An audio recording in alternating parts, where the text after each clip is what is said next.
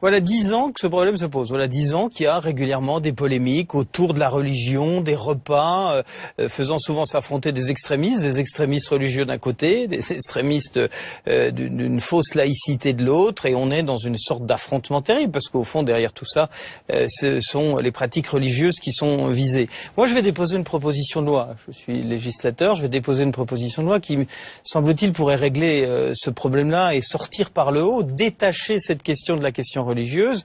L'idée est au fond simple, c'est de dire il faut rendre obligatoire dans les cantines scolaires, en alternative au repas servi, un repas végétarien, c'est-à-dire sans viande ni poisson, qui soit servi. Alors, un repas végétarien obligatoire dans toutes les cantines, qui permettent aux enfants qui, pour des raisons médicales, pour des raisons éthiques, pour des raisons religieuses, ne veulent pas manger de viande parce que ceci ou parce que cela, parce que c'est de la viande de porc, parce que l'abattage rituel n'a pas été respecté, parce que tout simplement il y a de plus en plus de végétariens dans notre pays, eh bien qui pourrait permettre de ne pas les stigmatiser, de ne pas jouer à cette guerre de religion dans nos cantines, et de faire en sorte que la République s'y retrouve, parce que qu'est-ce qu'il y a de plus laïque qu'un menu végétarien qui permette à chacun de se nourrir selon ses convictions. Moi, je veux apaiser le dispositif. Je pense que les élus sont là pour trouver des solutions. Il me semble que la solution de rendre obligatoire un menu alternatif végétarien dans toutes les cantines, c'est simple.